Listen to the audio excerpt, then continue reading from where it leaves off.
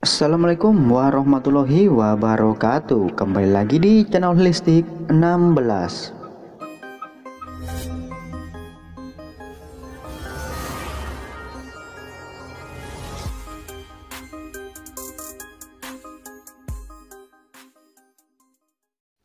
Oke, di video kali ini saya akan membahas tentang apa itu K3 dan bagaimana pengaruh K3 di rumah sakit.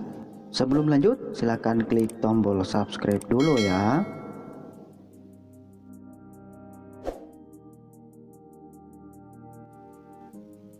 Kecelakaan bisa terjadi kapan saja dan di mana saja, termasuk di lingkungan tempat kerja. Nah, keselamatan dan kesehatan kerja yang sering disingkat K3 adalah salah satu peraturan pemerintah yang menjamin keselamatan dan kesehatan kita dalam bekerja. Jadi, tidak ada salahnya kita mempelajari sebagaimana mengenai K3.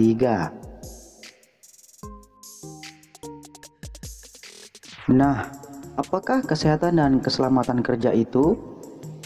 Kesehatan dan keselamatan kerja adalah suatu kondisi dalam pekerjaan yang sehat dan aman, baik itu bagi pekerjaannya, perusahaan maupun bagi masyarakat di lingkungan sekitar. Keselamatan dan kesehatan kerja juga merupakan suatu upaya untuk memberikan jaminan kesehatan, meningkatkan dan derajat kesehatan pada pekerja dengan cara mencegah kecelakaan dan penyakit akibat bekerja, pengendalian bahaya di tempat kerja, promosi kesehatan dan pengobatan serta rehabilitasi.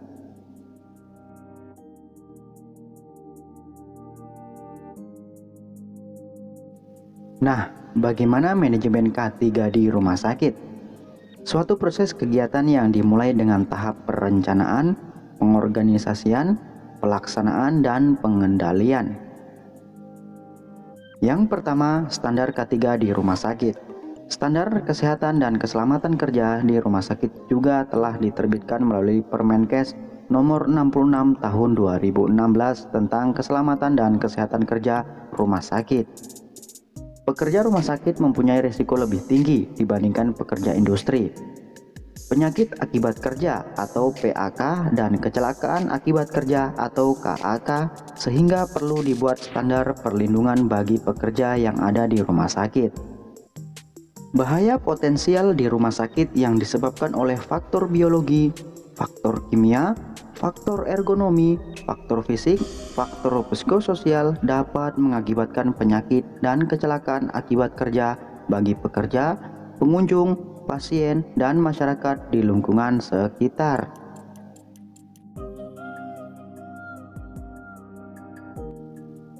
Yang kedua, prinsip K3 di rumah sakit.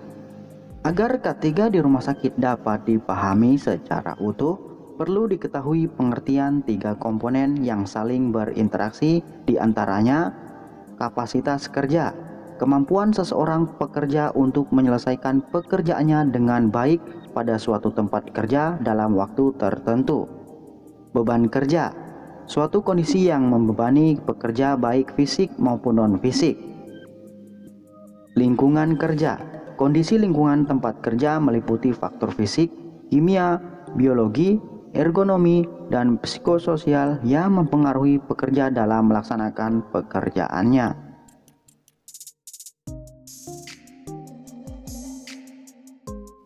Yang ketiga, bahaya-bahaya potensial di rumah sakit.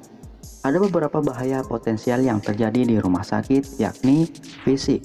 Contohnya suara, bising, getaran, panas, debu, dan listrik.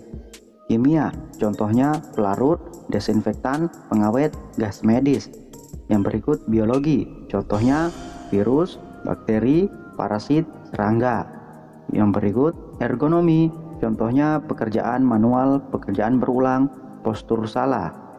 Yang berikut psikososial, contohnya jam kerja, jaga malam, dan rekan kerja.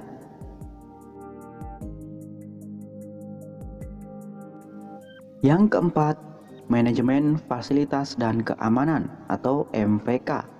Rumah sakit dalam kegiatannya menyediakan fasilitas yang aman, berfungsi dan sportif bagi pasien, keluarga, staf, dan pengunjung. Fasilitas fisik, medis, dan peralatan lainnya harus dikelola secara efektif. Keputusan Dirjen Bina Upaya Kesehatan Kementerian Kesehatan tentang standar akreditasi rumah sakit. Untuk mencapai tujuan tersebut, manajemen fasilitas dan keamanan dibagi dalam berbagai bidang kerja, antara lain kesehatan dan keamanan, termasuk fisik dan kesehatan kerja. Bahan berbahaya, penanganan bahan berbahaya dan pengelolaan limbah berbahaya, manajemen emergensi termasuk bencana alam dan kegagalan sistem informasi, pengamanan kebakaran, peralatan medis, sistem utilitas di antara air baku, air minum, dan listrik. Oke, sahabat holistik, mungkin itu dulu informasi yang saya dapat berikan. Semoga informasi ini bermanfaat. Tetap ikhtiar dan berdoa kepada Allah Subhanahu wa Ta'ala. Terima kasih telah menonton video ini. Salam sehat untuk Indonesia. Wassalamualaikum warahmatullahi wabarakatuh.